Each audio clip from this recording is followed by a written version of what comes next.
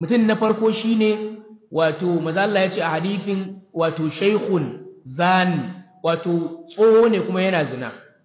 Shi wannan zina shi ta fita kowa girma, a cikin ma zina ta tsoho ta fi abin muni, ta fita girma. Shi tsoho ne ai, wancan kuma saurayi ne.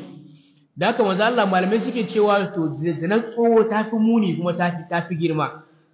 Manzo Allah ya ce wannan na farko shine mutum ne tsoho kuma yana zina, Allah ba zai kalle shi ba a filin kiyama, Allah ba zai mishi magana ba, Allah kuma zai mishi azaba, kuma Allah ba zai kalle shi kallon rahama ba. Na gaba shine shugaba ko sarki makaryaci, shugaba mai ƙarya. Ka zo kana ƙarya saboda a zaɓe ka, kana gaya mutane lokacin da kana campaign, kana ce mutane za ka yi musu kaza, za ka yi musu kaza, kuma ka ƙi. Wannan shi ma Allah ba zai kalle shi ba, kuma Allah ba zai mishi magana ba, kuma Allah zai mishi azaba. Na ƙarshe shine manzo Allah ya ce wato a'il mustakbir, wato wa mutum talaka mai girman kai, shi ma Allah ba zai mishi magana ba tashin alƙiyama, Allah kuma zai mishi azaba. Talaka mai girman kai ba shi da ko sisi amma sai girman kai. Inda a ce mai kuɗi ne, shi wannan za ya ce ai kuɗi ne yasa yake girman kai. Wasu mutane kana da kuɗi aka ta girman kai, kana da kuɗi, Allah ya maka arziki sai ka fara girman kai, kana kallon mutane kowa ɗaya, kana ganin cewa kowa kai ne sama da shi, amma shi wannan ba shi da ko sisi kuma girman kai yake yi. Manzo Allah yake cewa wannan mutum talaka mai girman kai, Allah ba zai mishi magana ba, kuma Allah zai mishi azaba mai girma, kuma Allah ba zai kalle shi ba kallon rahama. Da haka wayannan mutane guda uku Allah kwata-kwata ba ruwansa da su. Kuma za ga tun a duniya za ga in dai talaka yana girman kai, to a talaka yake karewa har ya mutu yawanci, saboda shi wannan talaka ne ba fa shi da kofi cika amma sai girman kai. Shi mai kuɗi da ma mai kuɗi ne kuma yana girman kai, wannan shi da Allah, amma shi wannan ba shi da kosisi kuma yana girman kai. Da haka shi wato laifin shi ya fi muni. Kuma Allah kun ga abu maza Allah a hadifin bai ce ai mai kuɗi mai girman kai ba, sai ya ce talaka mai girman kai. Shi mai kuɗi yana da kuɗi, in ya girman kai wannan shi da Allah zai yi girman kai, saboda ai yana jin shi mai kuɗi ne. Kuɗi suna sa girman kai, yasa ka ringa addu'a Allah kada ba kuɗi masu yawa da za su sa ka ringa girman kai. In Allah ya baka wasu kuɗi masu yawa za ka ringa girman kai, ba ka ringa mutane ma sallama ba in ka ga dama, amma kai kuɗi daidai wa daida. To amma shi wannan talaka ne, ba shi da kofi cika kuma girman kai yake wa mutanensa.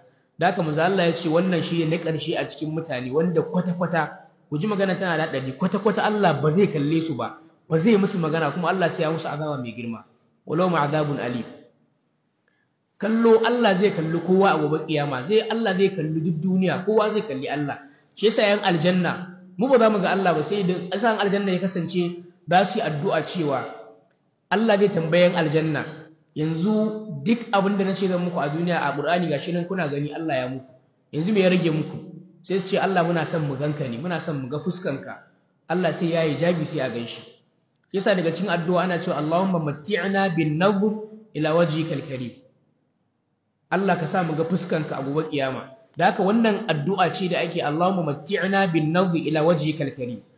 Amma a filin hisabi kai ba za ka ga Allah ba, ni ba zan ga Allah ba, sai idan na shiga aljanna na roki Allah ya bani na ganshi. Amma Allah duk duniya kuwa Allah lokacin da za mu ganshi yana cikin hijabi ne.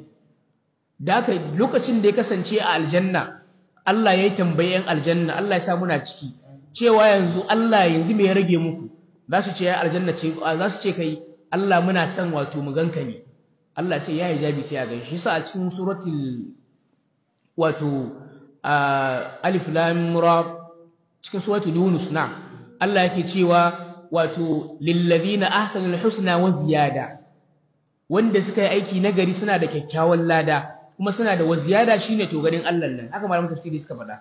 Da Allah ya ce lil ladina ahsanul husna wa ziyada, to ziyadan nan shine ganin Allah subhanahu wataala. Allah ya sa mu ga fuskar Allah subhanahu wataala.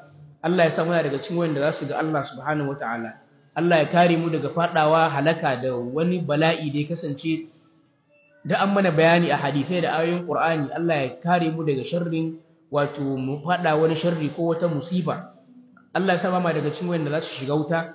Allah kuma ya sa ba ma daga cikin wanda wato maza Allah yake faɗa wannan hadisin cewa Allah ba zai kalle su kuma ba zai musu magana ba.